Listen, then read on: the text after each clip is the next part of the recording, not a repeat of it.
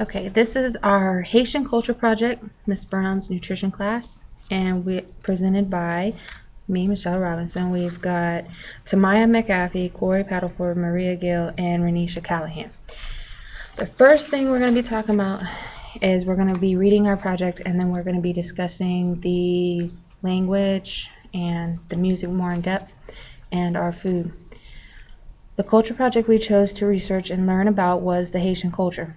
We all have did extensive research and found out about different aspects of the Haitian culture, including the history, the identification, the location, the geography, the demography, the national identity, food, the economy, marriage, religion, medical care, music, and last but never least, the language. So here we go, and I hope that this is very fun and educational for all.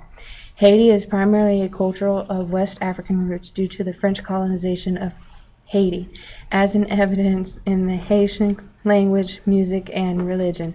The culture also encompasses contributions from the native Taino and Spanish imperialism. Now the next to be up is Ms. Corey Paddleford.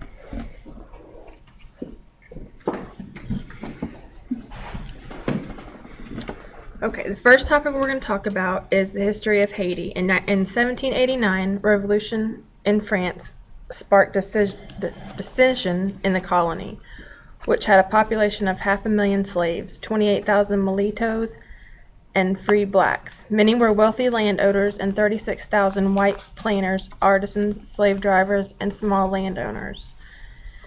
In 1791, 35,000 slaves rose in an insurrection, razed 1,000 plantations, and took the hills. Since gaining independence, Haiti has had moments of glory. An early 18th century kingdom ruled by Henry Christopher prospered and thrived in the north. And from 1822 to 1844, Haiti ruled the entire island. In the late 19th century was a period of intense internecine warfare, in which ragtag armies backed by urban politicians and conspiring Western businessmen repeatedly sacked Port-au-Prince, the country's capital. By 1915, the year in which the U.S. Marines began a 19-year occupation of the country, Haiti was among the poorest nations in the Western Hemisphere. The second thing that we'll be addressing is the identification of Haiti. Haiti is the name that means mountainous country, comes from the language of Taino Indians who inhabited the island before the European colonization. After independence in 1804, the name was adopted by the military generals. A lot of them were former slaves who expelled the French and took possession of the colony, then known as Saint Dominique. In 2000, 95% of the population was in African descent, and the remaining 5% mulatto and white. The wealthy people thought of themselves as French, but most residents identify themselves as Haitian. There's a strong sense of nationalism. And the next person that will be presenting is Tamaya.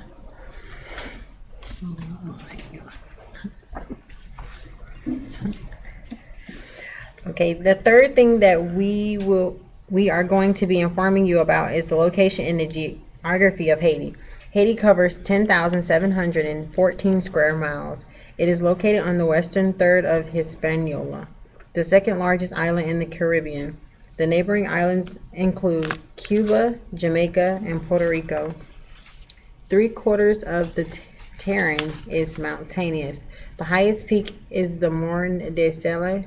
The mountains are calcareous rather than volcanic and give way to widely varying microclimatic and soil conditions. A tectonic fault line runs through the country, causing occasional and sometimes devastating earthquakes. The island is also located within the Caribbean hurricane belt.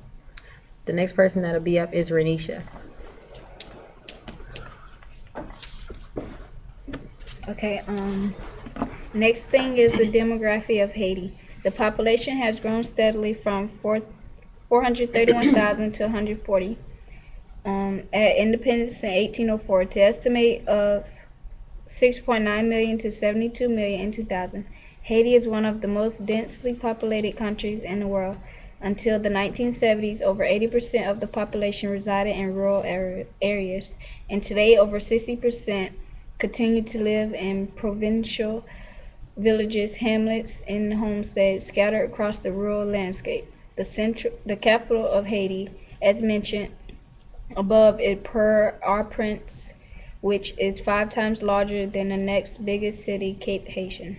Next person is Maria.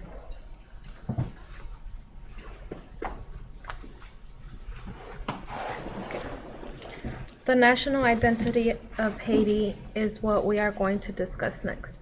During the century of the relative isolation that followed independence, the peasantry developed distinct traditions in cuisine, music, dance, dress, ritual, and religion. Some elements of African culture survived, such as a specific prayers, a few words, and dozens of spirits entities. But Haitian culture is distinct from African and other New World cultures. Next is Michelle.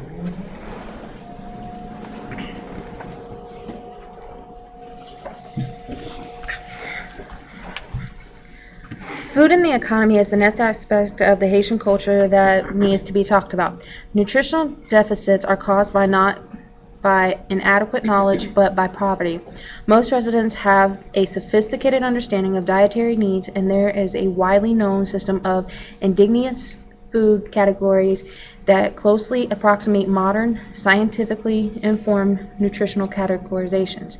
Rural Haitians are not subsistence farmers. Peasants women typically sell much of the family's harvest in regional open-air marketplaces and use the money to buy household foods.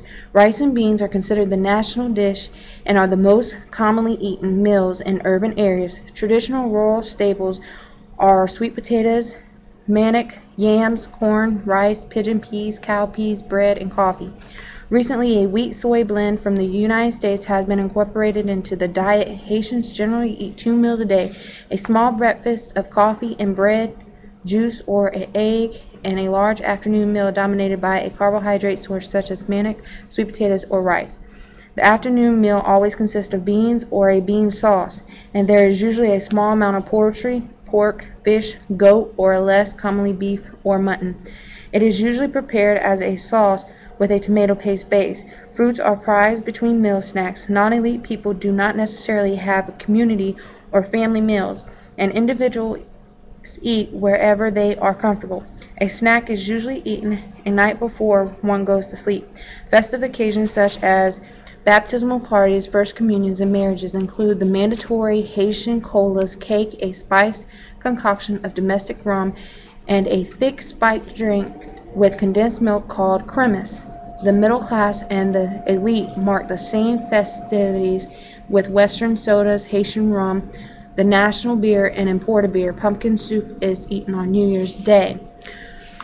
We have 3 different recipes that is listed in our culture project.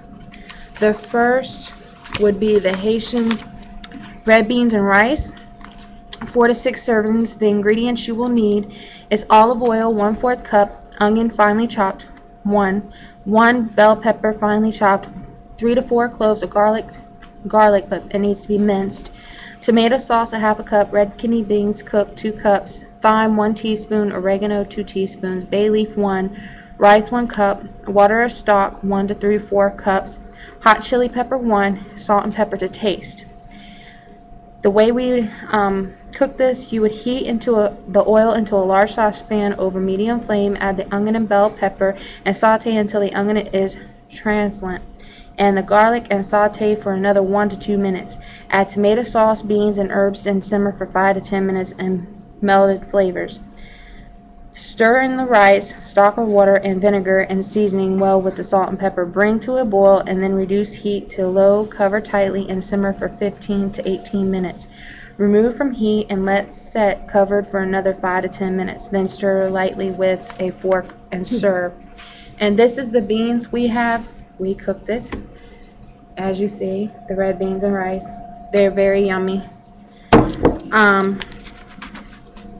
The banana, I got the banana pizzazz is how they pronounce it in Haitian culture, but it's basically fried plantains.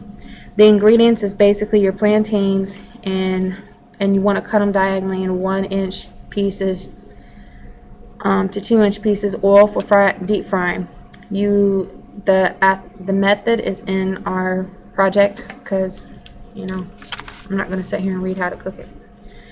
I also got grilled glazed pork, and to cook this you will need to 6 to 8 servings.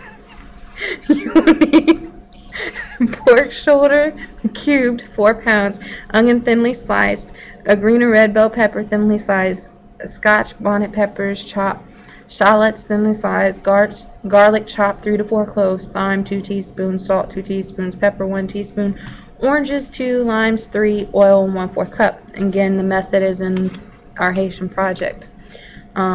We had a bunch to hand out to our fellow classmates to where they can cook it on their own time, and to also just taste it on their own, as well as with what the Haitian rice we cooked.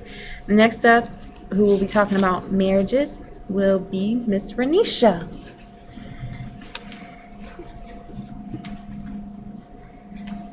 Okay, marriage is next on the list. Marriage is expected among the elite and the middle classes, but less than 40% of the non-elite population marries. However, with or without legal marriage, a union typically is considered complete and gets the respect of the community when a man has built a house for a woman and after the first child has been born. When marriage does occur, it is usually later in couples' relationship, long after a household has been established and their children have begun to reach adulthood. Couples usually live on a property belonging to the man's parents. Living on or near the wife's family's property is common in fishing communities in areas where male migration is very high. Next is Corey.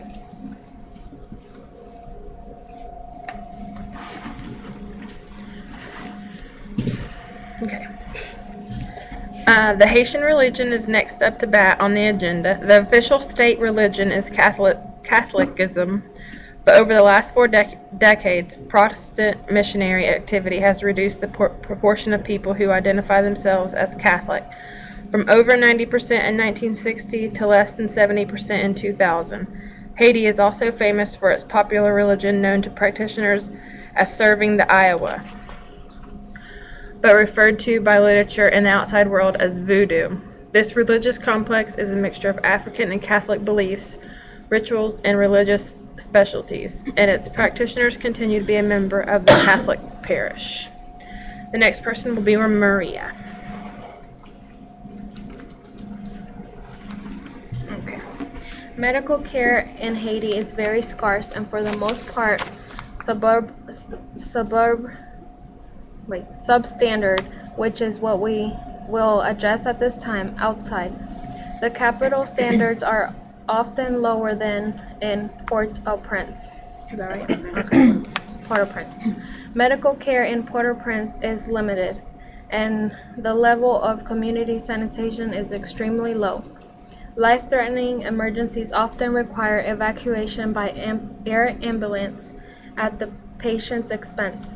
Doctors and hospitals expect immediate cash payment in advance for health services, which is why a lot of Haitian community will die if they have a life-threatening disease or will go untreated for something that is curable. In the event that we have to take care of a Haitian client, we can alter their diet and the times that they can eat to help them feel at home. Haitian people are very close people and they care for one another. You will probably have more than the normal visitors in an emergency situation. So try to cater to those situations, and most Haitians are Catholics, so try to respect all aspects of the Catholic lifestyle. Next is Tamia.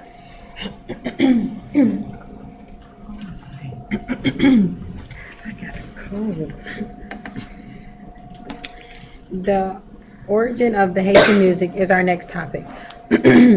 Following a successful slave revolt that ended in the early 19th century, Haiti became history's first black republic.